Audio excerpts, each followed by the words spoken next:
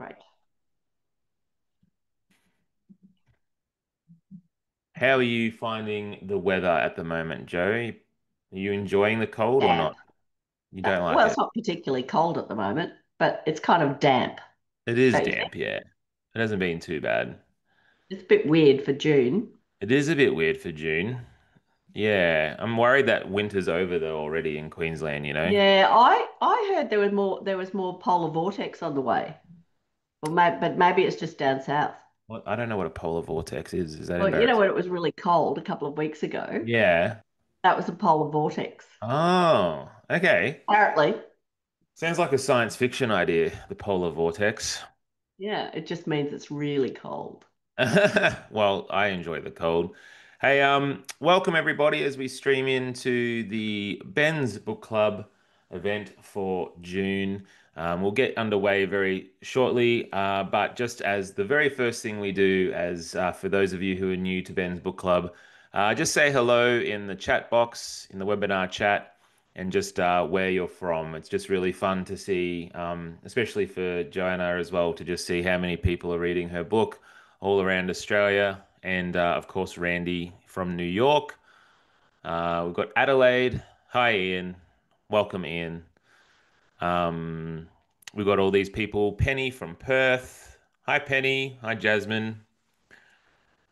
Yeah, thank you. I don't know who iPad to everyone is. iPad, you need to change your name, but I agree, iPad. We definitely, winter needs to stick around, so then we really appreciate summer, right? Ferntree Yeah. Gully. Can you see the chat at all, Joe? Do you have that I up on your can. screen? Yes. Yeah. Yes. I'm Look, looking at everybody coming on. It's great. it's fun, hey? All over the place. Oh, Stanthorpe.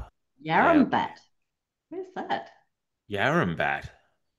Yeah, I don't know whether I know where Yarrambat is either. I'm from Yarram, Victoria, but I've not heard of Yarrambat.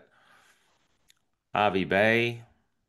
I'm going up to Harvey Bay in a few weeks, actually. I'm running a workshop up there for a writers thing going on in the libraries up there. Oh, is that right? I, So, I, I was brought up in Childers, which is near Hervey Bay. cool. Yeah. And everybody laughed at me because I used to call it Hervey Bay when I Oh, was extremely small. I mean, it does look like her. I mean, you're not. Maybe you were just the smartest one. Maybe you're the only one who pronounced it correctly. Look, I think that's the most likely explanation. All right. Well, let's get underway as people come in. Get settled, everybody. I hope you've got some. Hope you've got some beautiful drinks available. I have some delicious water for myself. But let's meet and greet our lovely author. Mm. Sorry, we're talking about cold. I forgot Amber. Yeah, sorry, I shouldn't mention the cold from Tasmania. Um, Joanna Jenkins, returning guest Joanna Jenkins, very much loved guest from How to Kill a Client, which I think we interviewed you for, was it last year or the year before? It was pretty It was the year recently. before. Yeah. So you were one of the first that we did on the Ben's Book Club. Um, so Joe grew up in a small farm in country Queensland, in Childers, I'm assuming, in your bio here. After Yeah. graduating from the University of Queensland with degrees in English literature and law, Joe practiced as a solicitor, including for many years as a partner of an international law firm. She now writes full time, which is awesome.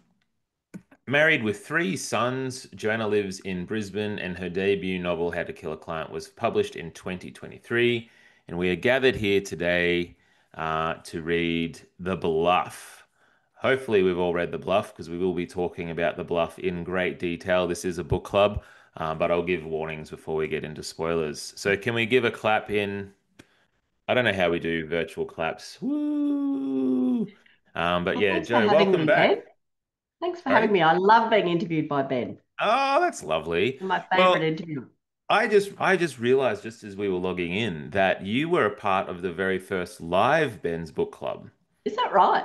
Yep. Oh, Do you and it remember was that one? probably one of the first things I ever did. First interview.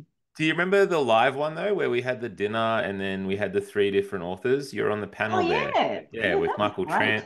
Yeah, it was That's fun, the wasn't it? great Poppy G who organised Yes, that. you Yeah. did. Yes. I'm hoping to do another one of those early next year. But look at all the claps. Everyone's clapping. You're very welcome, Joe. Um, So I wanted to ask you this just to start, with a bit of a fun question, but I'm wondering about what has been some of your favorite moments as an author, especially regarding fan interactions. What have been some of the memorable times where you've had a fan just come up to you and say, "Oh, Joanna, you've just smashed this. I love this book," or has there been any negative ones that could be fun as well? Only on Goodreads.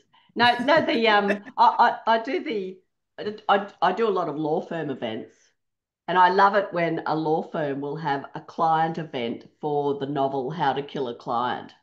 So they invite all their best clients along to have a discussion about how to kill them. I love Oh, that. wow. Yep. That seems super passive aggressive, I guess, just a way to. Well, they kind of take it in the spirit with which it's intended. It's really great. And then, I had something at the West Toowong Bowls Club the other day, and a couple of ladies turned up from Ferny Grove, which is a long way from Toowong, and they'd come Yeah. all the way just to meet me, which I was very touched. Thought it was Yeah, very that is lovely. lovely. Yeah. Yeah. Do you ever feel like meeting you, like you feel like you have to be really.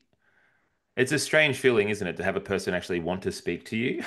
Yes, Like you're like, who am I? because It's a they weird feel like feeling. they know you in a way that because they've read the book, and in a Mm. way, I guess they kind of do from that sort of interaction. But it's Yeah, a for sure. it's a strange thing to get used to. It is very weird. Have you ever had an instance where you have yourself been a fan and you've got to meet maybe a hero of yours, an author that you've loved to read, and just have you had any instances like that? Yeah, I used to go to quite a lot of book events. I'm just trying to think of some that would be uh, memorable. And none are springing to mind. But going to the lunches and things, like Peter Carey and people, and I always thought it's a strange juxtaposition that you spend your that writers spend their lives by themselves writing a book, Mhm. and then they have to do this sort of public facing thing. I always wondered Mm, how that how that felt, the kind of difference between those two things.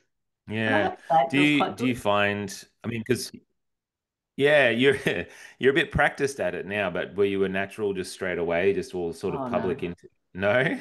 I was really nervous, Yeah. terrified, actually. Yeah, What were very you nervous. particularly nervous about? Like, did you have it, like, was there a name to the fear or?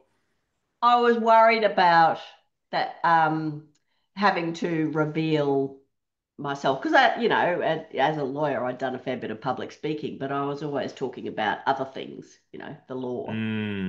It And was much more personal. the idea of just talking about myself, and I was trying to figure out why people would find that interesting. And also, they Well, we might do. find I'd say something that was really stupid or awful or get cancelled. I was terrified, actually. Oh wow. Well, I always love talking to you just because I think you're one of the most down to earth people on a platform. Like a lot of us, I think a lot of authors try to make our answers sound a bit fancier, but I think with you, you're a straight shooter. You don't muck around, which I really appreciate. Well, Um, thank you. Yeah, of course. Just a couple of notes just for everyone who's new. This is Ben's Book Club. We're sponsored by the Libby Overdrive people and the Libby app, especially through libraries in Australia. Um, I really wanted to mention this right from the go that we tonight, and Joe, I actually haven't given you any warning about this, so I'm sorry about this. I'm putting you on the spot. But we actually have a Ooh. physical copy of this book to give away to a lucky winner tonight. But what we love to encourage in our questions tonight is that we want everyone in the audience to actually be posting your questions. And Joe, at the end of the night, will be looking through everyone's questions, and Joanna will choose the one that she thought was the best. And you could try to make her laugh. You could try to make her, I don't know, rage quit. No, don't do that. Don't do the rage thing. But any question at all that just might make Joanna think a little bit, get your questions into the chat, lock and load them, and we'll hopefully get through them and actually answer them tonight. All right, we've got the first one. Let's go with this one. Gordana's got the first one. Tell us about the title. Tell us about the title, The Bluff. Where did the title come from? Were there other titles? Tell us a bit about the journey to the Bluff. That title came pretty early, actually, and in fact, I thought, like, as with the first book, the title would be abandoned, and I'd have to think up another one. But they liked it. I kind of liked it because the book is about the a land formation, the bluff Mhm. above a, Mhm. like a cliff face above a river. Yep. Uh, but then, of course, there's the double meaning of Mm. people bluffing. So Yeah, yeah, that one pretty it actually ridiculous. came pretty easily, and I can't even remember. I can't even remember what the other titles were, what the working title was. Actually, I'm ashamed to say. That's fine. I mean, it is the Bluff now, right? It sort of owns its name once it becomes its thing, right? It'll be a bit shaky for a little while, and that's what it is. It's just like naming a kid, Yeah, really. it solidifies. Yeah. Yeah, it solidifies. It's been out.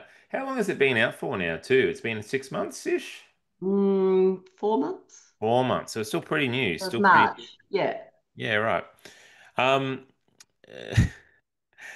Gemma has a question here. So Gemma says, I love the names of all the characters. I hated Gaza, and hated is spelt all with caps lock. No offense to any Garys out there, but felt he was so aptly named. Gemma clearly has a bias against people named Gary. We can all see she's publicly stated it here in the chat. Did you know what each character would be named intuitively, or did you agonize over it like parents do naming newborns? What a good question. So, where do your character names come from? Is it a difficult process, or is he just naturally Gary, you know?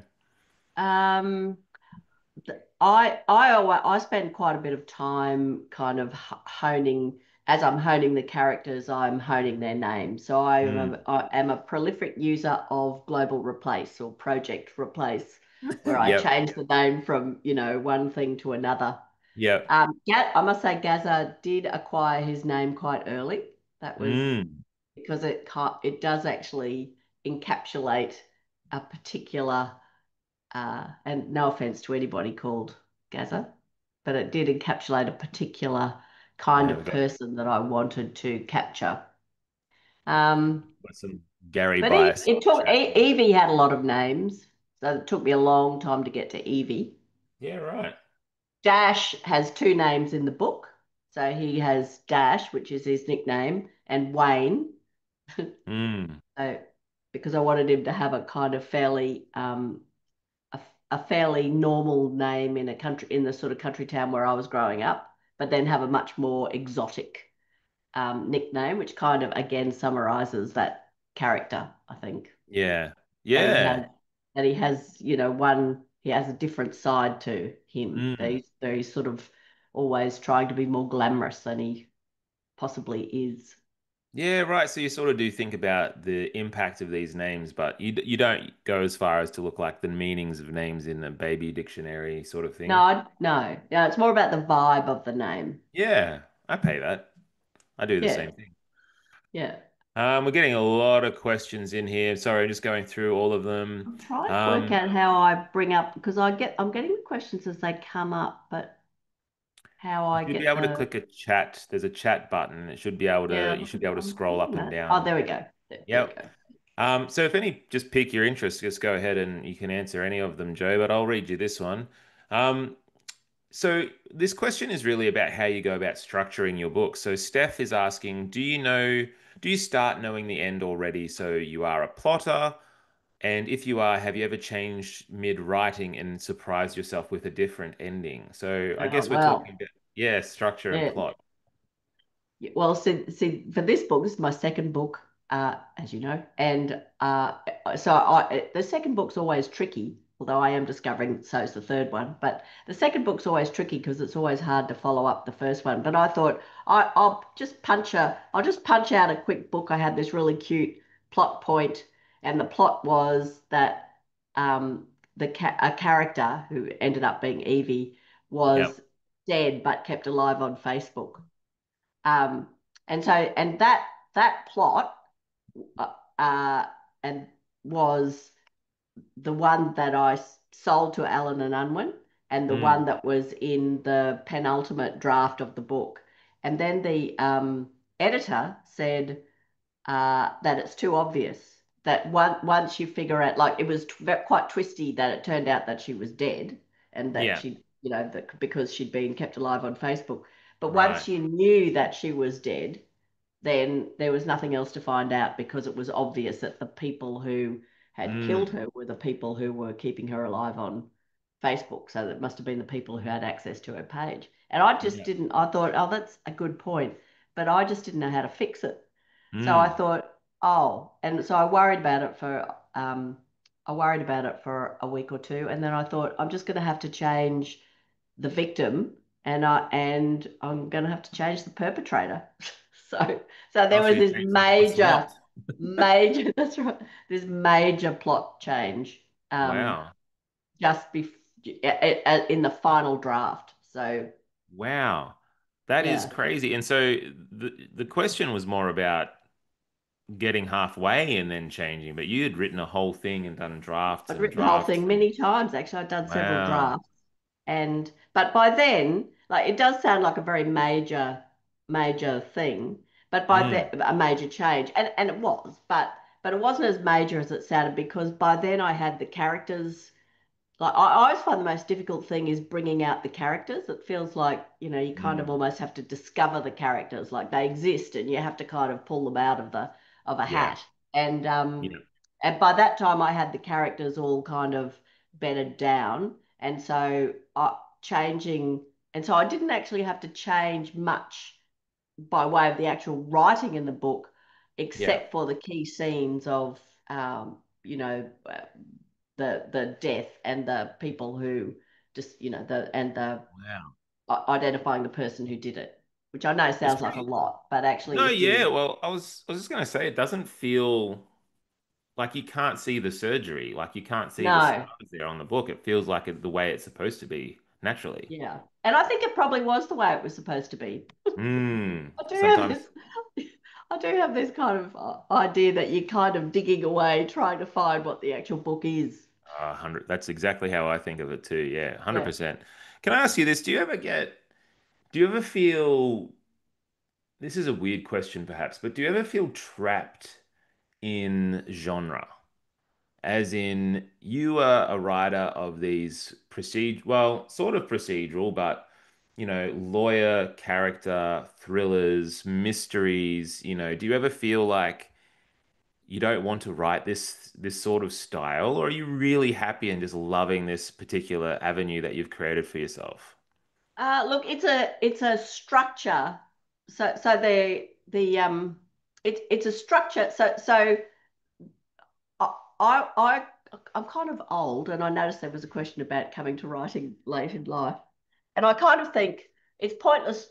I do actually want to write about things, about particular themes and things, um, and I just find that the structure associated with a crime novel Hmm. actually gives a sort of delivery system, if you will, for Yeah. so it's the way the plot it drives the plot forward, um, uh, which gives a kind of framework for the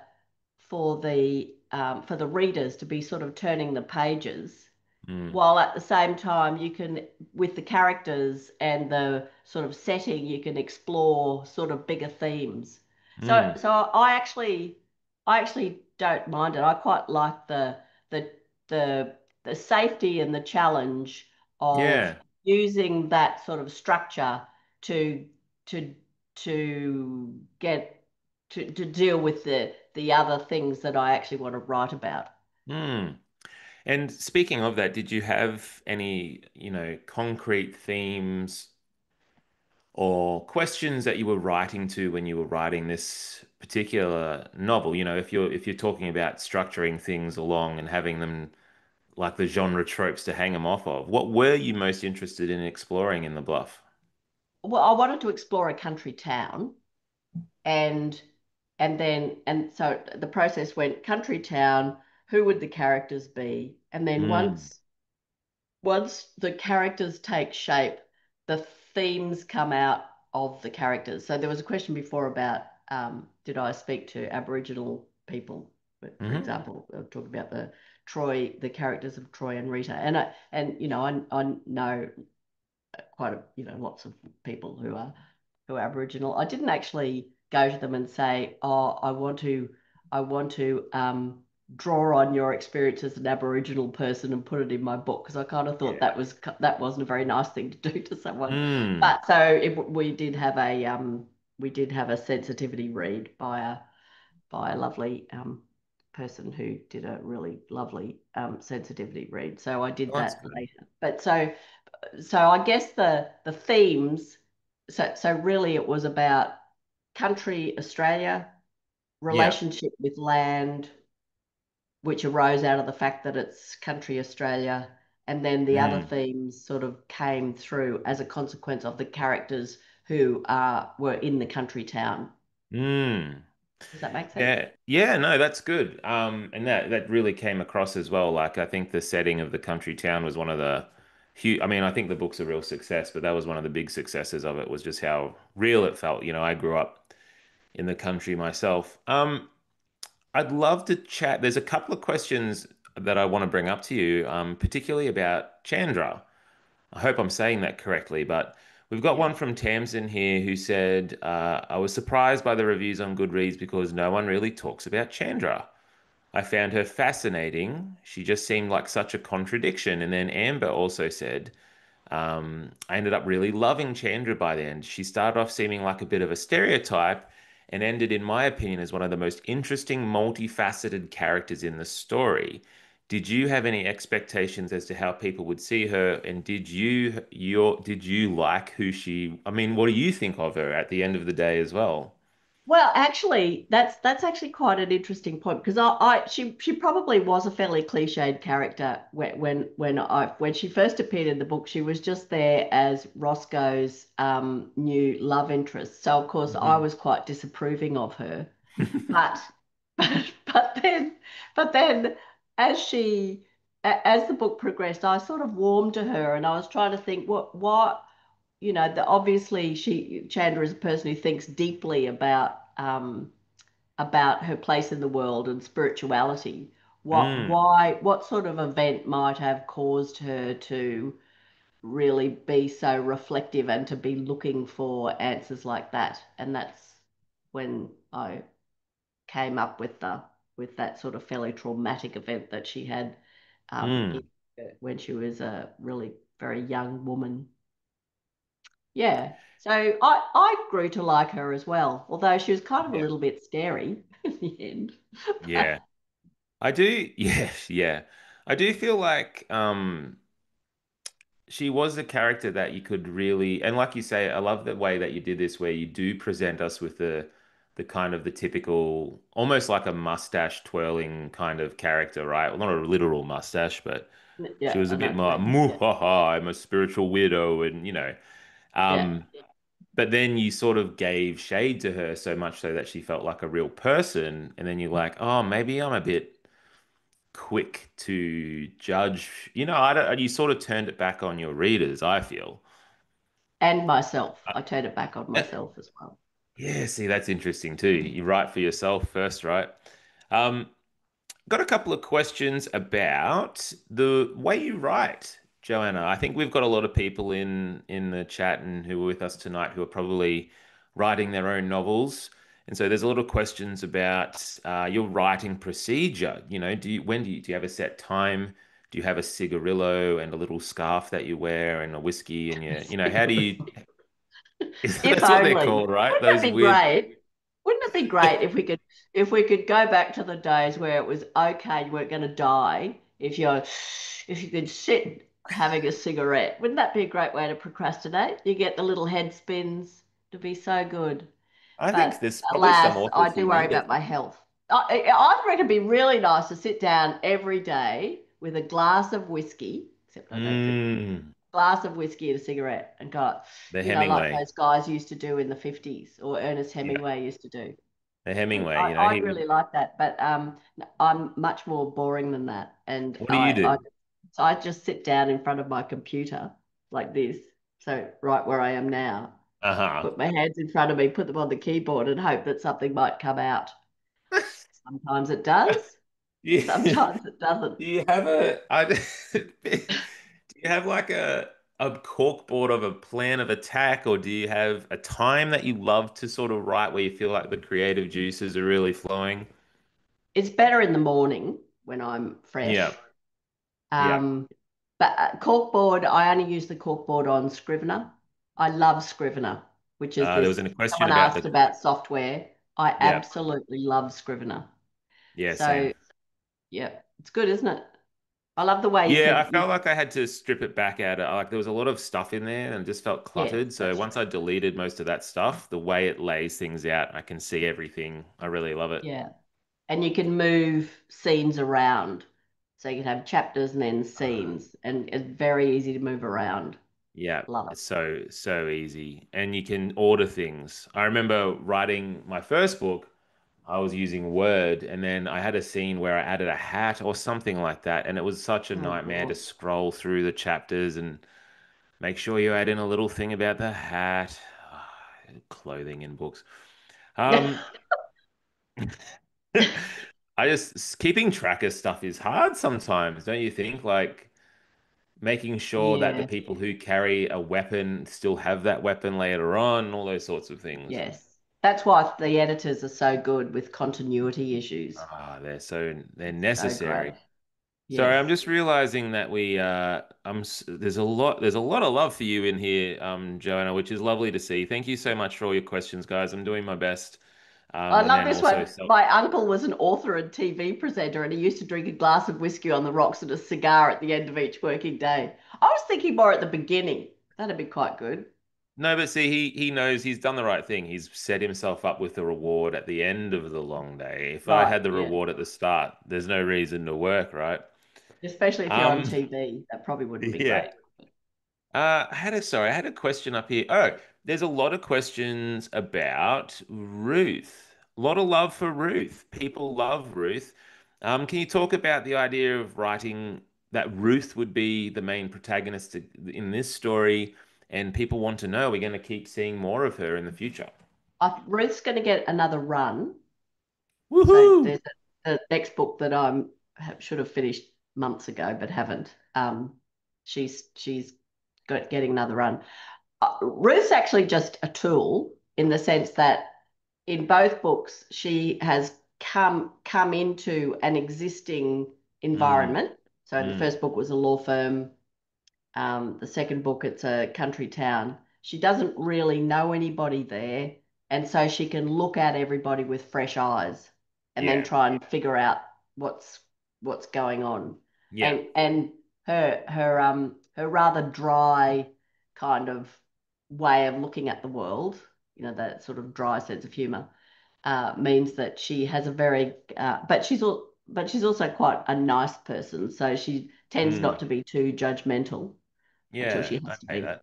And so she likes observing people without being awful, I guess. Yeah, yeah. So she's kind I find her to be a very useful tool to just sort of come into a new environment and try and Mm. work out the puzzle of how everybody's interacting. Yeah. Yeah, that's a writer thing, hey, like I think they call that the Luke Skywalker because his whole thing is about what's the Force? What's a Jedi? You know, and he's learning about what's going on as the audience is.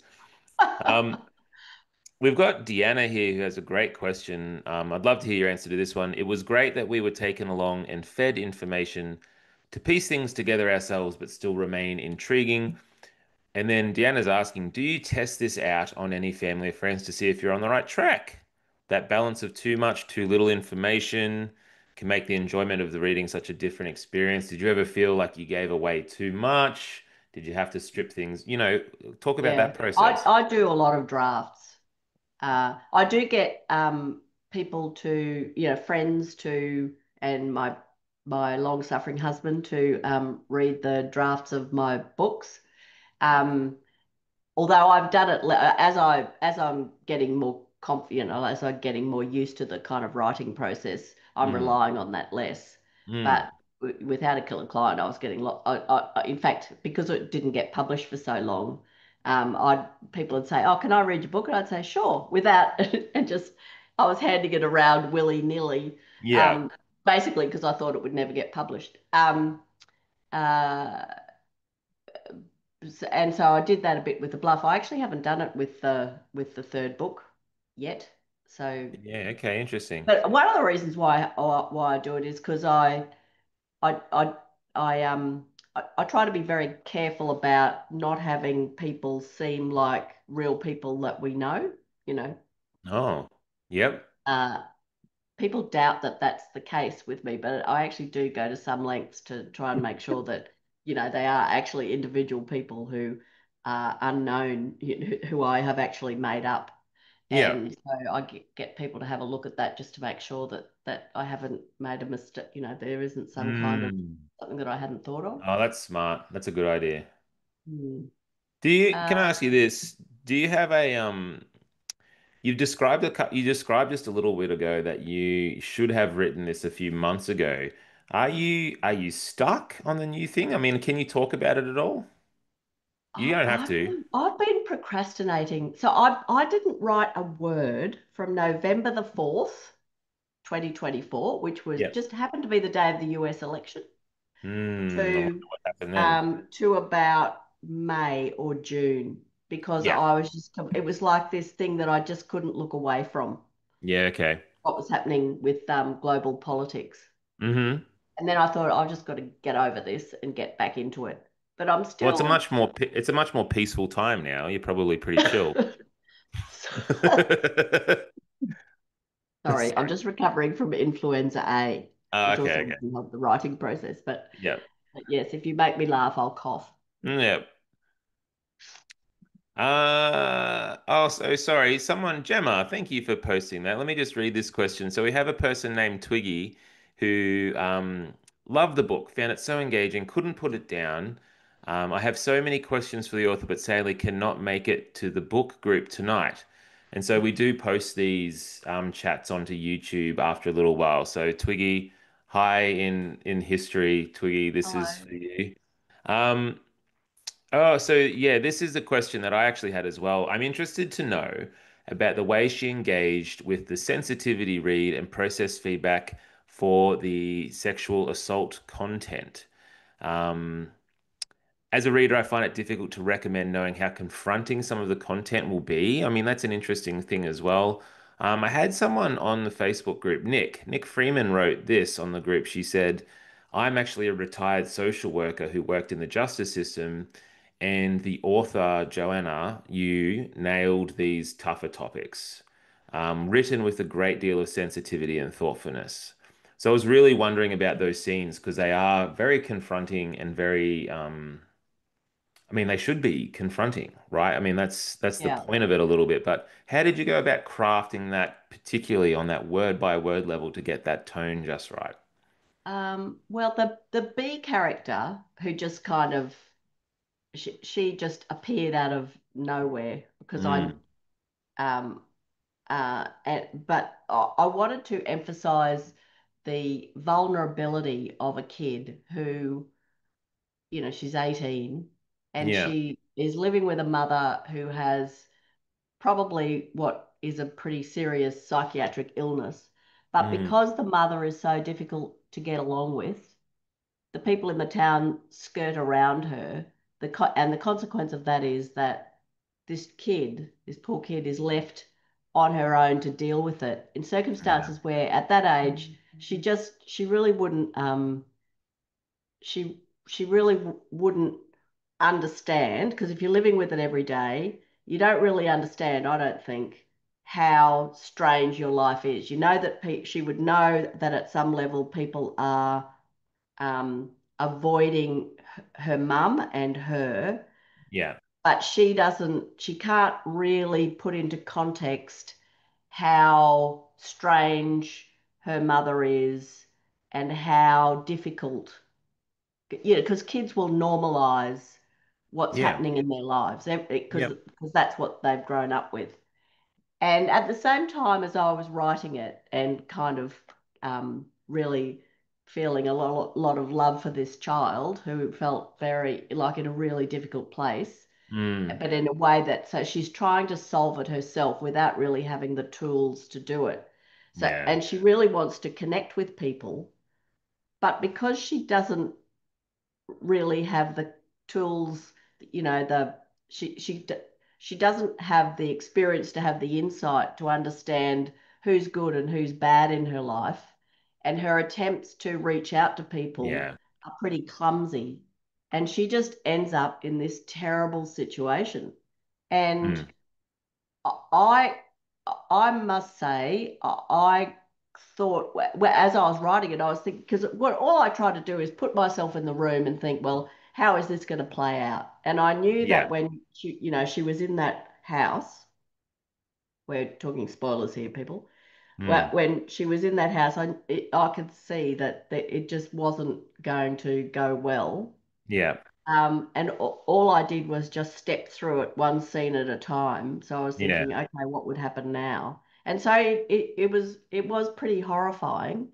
But Mm. also I knew when I got to the end of it, because I have friends who are lawyers in the criminal justice space, and I thought, oh well, the happy ending to this will be that they're convicted of rape, those guys. And my friend said, no, they won't. And I thought, oh. Really? And so I rewrote the scene to make it even more obvious that they should be convicted of rape. And I showed that to Mm. my friends, and they said, no, get him off. Wow, really? Yeah. And I thought, oh my God. In some Yeah. ways, that's, because by that time I was feeling it fairly strongly. And then I thought, oh, in some ways, that's actually kind of more interesting than if they were convicted. So Yeah, that's I ran with that. But I pretty do full on. apologize. Like it is a difficult scene, and with the we my publisher and editors we did have a quite a discussion about whether or not we should Yeah. we did pull it back a bit, not much, but there was a sense that because it was so raw and true that Mm. we shouldn't sort of Yeah. um, cover it up. Yeah, and I think to me that's what I think good fiction does is it creates this space where we can empathize and sympathize with these sorts of situations that we don't actually have to physically go through ourselves, but it's a way that we can start to I wouldn't want to say live those experiences, but we can gain a little bit of an understanding about what it would feel like. You Yeah, know what I about mean? how you get yourself into a situation like that. Yeah, Because exactly. from a distance in the town, that kid would have been known as one of my friends put it, the town bike. Like Yeah. she was looking for love in all the wrong places and looking for connection with Yeah. people in a really sort of clumsy way. So Yeah. I was trying to get behind that child, that kid. I think of her as a kid because I'm so old. But of Oh, she how is. she yeah, Yeah, she is. of her clumsy attempts to find somebody to connect with in a real way, and how that puts her in these terrible situations. Yeah, and she gets so taken advantage of, like that need that she has to find that connection. Yeah. Um, Amber's left. Sorry, Amber. I'm actually asking another of your questions. It was thank you for being here, Amber. But Amber's asked, um, I thought it was really interesting how you were able to write some truly awful and disgusting humans, Gaza and Dash, and still humanize them in some ways. I think that would have been really hard to do, but it's important to show that predators can be the nice guy or are often people who don't actually see themselves as villains. And I agree. I think that you did a really excellent job of, yeah, it's not like we forgive them but to make them real, I think is the thing, right? Like Yeah, they feel like real people. I don't think anybody sees themselves as a villain. I think they just have a story they tell themselves about the Yeah. way they interact with the world, where they're cast as the hero. Mm, But the story will justify any anything really. mm, They're able to kind of justify their behavior within their sort of their own framework of looking at the world. Yeah, and I think you did a good job with that too, because with both of them, you sort of see a little bit behind the way they're rationalizing what they're doing, right? That the way that they think about themselves, um, as not the bad guys, but like they're almost owed, I guess. Yeah, Um, well, Gaz is quite a sad person. Like he's a very sad person, and he has reason to be sad. Like he's had yeah, some tough things happen, and he has a really tough job. yeah, Um, and it's not like you're he's excusing just them, an but you're awful person. giving them reason. Um, Yeah, Tamsin, okay, yep. So, hi, Poppy. It's lovely that you're here after that discussion. But no, it's really lovely that you're here watching with us. Thank you for being here. That's really cool. Poppy, hi, Poppy. if you have any questions for Joanna, uh, you have any questions for Joanna, real life author that she is, feel free to send them through because I think one of the special things we get to do in these chats is um, sort of peel back that curtain of anyone can be a writer, right? Do you feel like that, Joanna? Like I it's do. you I just have feel to go like if after I can do it, anybody can do it. it. But when I was a kid, I always thought, because I idolized people like Paul Jennings and John Marsden, and I just thought these guys were born in some weird factory that wasn't available to the rest of us. But it's so cool that you get to, yeah, we get to peel back the layers a little bit and just show that authors are real people too, you know? You're just people. Yeah. Just people. Poppy does have a question, Joanna. Poppy's question Actually, is, where's who? Let's she have a wants look. to know how long it took you to get your books published because she wants to write a Ah, book of good her own in the question, Poppy. future. That's awesome, Poppy. I'll Right. interview you when it comes out, hey? Right. Well, the first book I wrote, How to Kill a Client, I knew that I wanted to write a book about law firm culture, like the corporate culture, and it took me a long time to write it. So I couldn't write while I was had this big job as a partner in a law firm. So I stopped. I retired from the partnership, and then I started writing the book. And I thought, oh, it'll be, I just have to write 90,000 words. I can do that, no problem. So I Yep. did it. It actually took much longer than I thought it would. And then I tried to get it published, and I just could not. Nobody had any interest in it. They didn't know how to classify it, even though it seems obvious now that it was crime. Mm. And I don't think there'd been any books. There weren't any books around about life in big law firms. And I guess the thing that people associate with sort of portraying that sort of culture is television. Like there was a thing when I was a bit younger called LA Law, but then there's Suits and lots of other things, and they just the people they portray are not the people who you actually meet in law firms, because people in law firms are just people as well. Like I think Mm. that's not what the I think the essential thing about every character. They're just a person, and it Yeah. doesn't matter how important or how evil they are, they'll always have this kind of self-narrative where they're just a person and they'll feel insecure about things and feel like they're doing the wrong thing sometimes. Like Yeah. everybody has their own kind of uncertainties. Isn't that Um, funny that what I said about you earlier about how down to earth and just a straight shooter you are, it's the same ideal you bring to writing your characters as well, in that you're just looking at real humans. Isn't that funny? yeah, well, and I just think, I don't know, maybe it's just me, but I think all humans at their heart feel deeply uncertain about themselves. Yeah. Certainly, all my characters do. Like they always have this kind of self-doubt. Um, anyway, so Poppy's question, to get back to Poppy's question, which Yeah. was, how long did it take? So then I kept on I'd get really discouraged because I'd send it out to agents for submission and either get a no, or even worse and more prevalent, was no Mhm. response at all. So you have to Mm. figure it out for yourselves that they're not interested.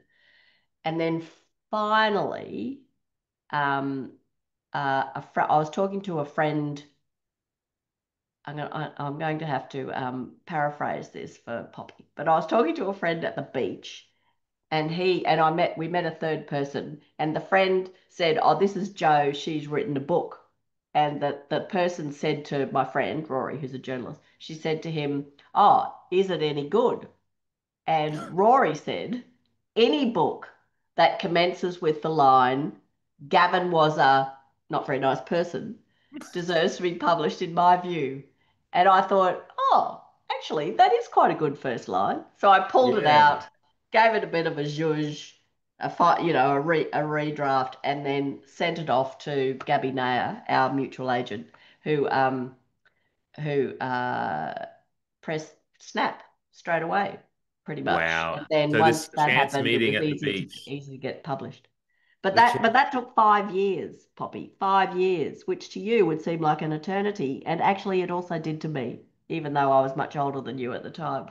it is, well, I mean, you skip over, but that's every day, right? That's every day you wake up and you're like, you've got this dream, you've got this goal, you've got this thing that you love, you want to get this thing, and it's every day you go to bed going, disappointment, like Yeah, it's a it's never lot of going to happen. perseverance. Yeah, yeah, perseverance. You got to have perseverance to actually get the 90,000 words down. You've got to be brave and send it out to your friends to read and hope that they like it. And if Yep. they, and hope that they're nice to you if they don't like it. Mm. And then, and then you've got to find somebody in the publishing industry who'll publish it, which is And that can take years and years and years and years and years. years and years. Yeah. Yes. Very excellent question, Poppy. Very good. Thank you for that. Um, yeah, it's nice having young people come to these sorts of things too. We don't often get that, so it's awesome. Um, we have a few more questions, and we have a little bit of extra time. We've got about 13 more minutes before we have to wrap up for today. Um, I thought, sorry if I'm mispronouncing your name here. It says Niha. I hope I'm saying that right. But um, I liked how you developed the characters of people who are all very different to each other with different, motivations and backgrounds and ages. Did you find you were always a reflective and observant person of the people and situations around you, or is that a skill that you've developed so that you can write interesting characters? Well, I have spent my entire life sitting in restaurants and coffee shops with a notepad going like this while I listened to the conversations Hmm. behind me. And my husband says that I get this faraway look in my eyes, and that's how he can tell that I'm not actually focusing on the conversation that he and I are having. I'm Yeah. listening to something over there. And I try to listen to pick up the rhythm of the way people speak and the things they talk about. Because generally Hmm. speaking, our conversations are pretty banal, you know. Yes. All you have Yes. to do is watch Big Brother to work that out. Can you find? They used to talk about just nothing for Geez, like an big. hour, and it was riveting. Yeah. Um, yeah, didn't you Yeah, find? it's a good answer. So you've always sort of been a bit observant of your world. Steph has this question, Joanna, in the 5 years waiting for that first book to find someone who wanted to publish it, did you ever consider self-publishing? I sort of toyed with it and had a little bit of a look into it. I knew that I'd be really bad at the marketing, and I knew that, and I also knew that I really I would really benefit from a really good editor, and that Mm, those two things turned out to be true. mm, But being everything and doing the marketing, I would have really struggled with that just yeah, because I mean, there are lots of really great things that publishing houses do, but having publicists and marketing people and and also it comes with this it comes with an automatic. I mean, it's hard enough. There are a lot of books being published, yeah, and it sort of has the imprimatur of a publishing house. And if you don't have that, then that just makes it so much harder. yes. I think about Matthew Riley O'Reilly, is that his name? Matthew Riley, who This famously is Matthew he was Riley, yeah. actually a lawyer, but and wrote his first book when he was very young, and Yeah. he famously went into I think Dymocks, didn't he, I think it on was Pitt Dimmick, Street? yeah, the story. Yeah, Whoops, sorry. on Pitt Street and was pitching the book to the booksellers of Dymocks. And I just know that that probably happens a lot to booksellers, and he would be possibly the only one who succeeded in getting his book put Mm. at the front of Dymocks in Pitt Street. And then it was actually discovered by an agent, wasn't it, after, or the publisher? I can't Yeah, I remember. think I think the story that I heard was that it just became the person at Dymocks actually read it and then loved it so much that they then sort of pushed it on people as they came through, and then it sort of virally became this hit.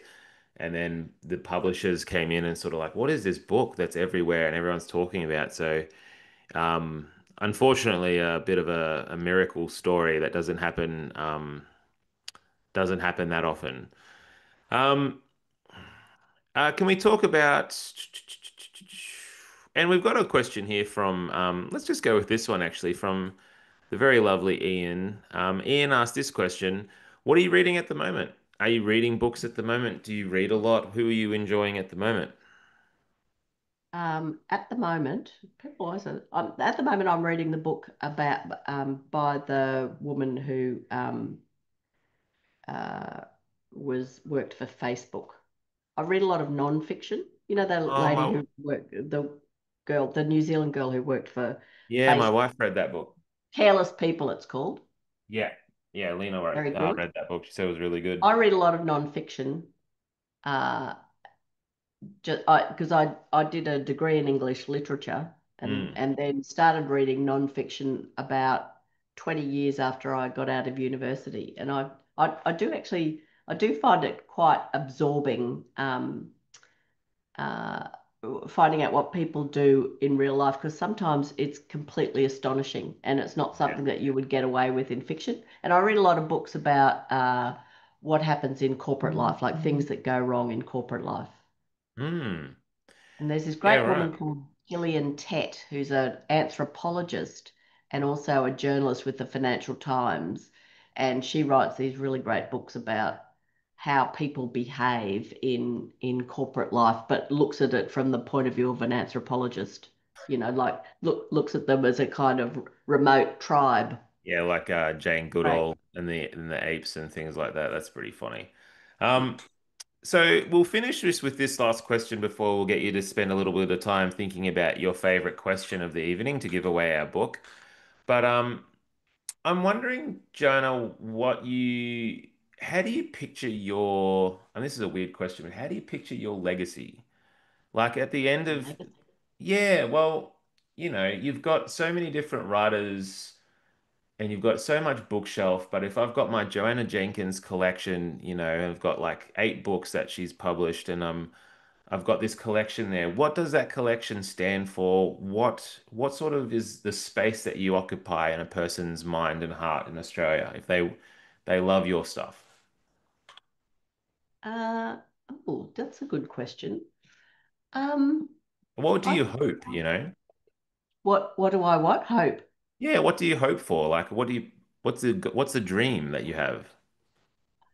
I think I just want to people, reveal s- a little truth about people to ourselves, Hmm. so that we can look at the world.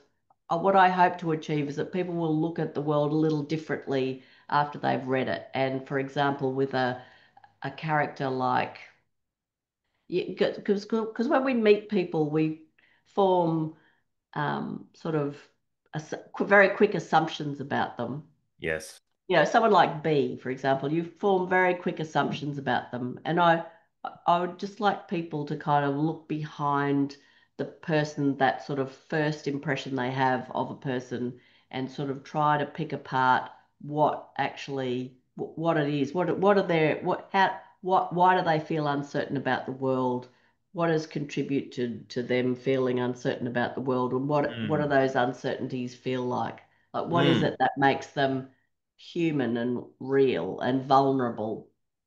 Yeah, I like that. Well, I mean, you've got 2 out on the shelf so far, and I think you're really nailing that legacy at the moment. So, looking forward to the next one for sure. Um, Doriana, no problem at all. Thank you for a lovely comment. Joanna, do you mind looking back over the chat and just having a think about, or even just going through your mind as well about what your favorite questions of tonight are for the person, the lucky winner of the bluff.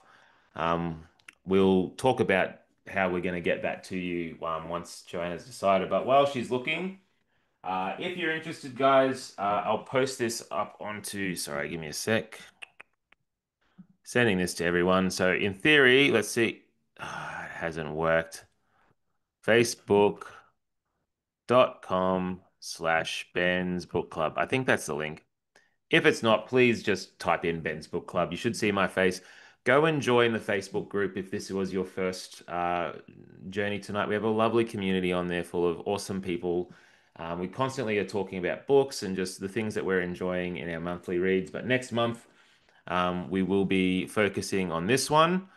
I've been told, Oh, I haven't read that. It looks great. yeah, isn't it a cool cover? I mean, same Yeah. publisher as you as well. So Ellen Unwin always do good stuff. Um, but yeah, Lyrebird. So Jane Caro, we interviewed her, I think, last year. I get confused with the years, but for her first book, which was The Mother. Um, and this is a big hit already. So people are really loving this book. So I'll post a link on the Facebook group, but I would love for you guys to come and join us for that one. But without further ado, Joanna, do you have your favorite question of the night for a winner of the Look, I bluff? think Nia Vajanat, and I'm not sure how I'm sure I pronounced that incorrectly, Nia, but thanks for asking the question about whether I was always reflective and observant of people and situations around you, or is that a skill I had to develop Yeah, that's naturally? cool. Okay, awesome. Well, Nia, thank you very much for that question. You are the lucky winner of the bluff. Um, the best way to sort of send me your details is if, again, I'll put my website here in the chat. But Nia, can you please send me an email on the contact form on my website and just mention that you were part of the chat with Joanna tonight and that you won the book. But Nia, if you could make contact, we'll certainly get this a copy of the bluff to you. But yeah, thank you everyone tonight, everyone in the chat and part of Ben's Book Club. You are all wonderful people. And you make doing this every month just such a joy. It's been awesome. And Joanna, Oh, I thank can't you, think. Ben. I mean, this Thank you is so how many much. times have I interviewed you now? I think this is four A times. lot. Yeah. Four? Yeah. Cool. Yeah, The because best interview. I launched this book in Avid, You right? did. Yeah. Yep. Yeah.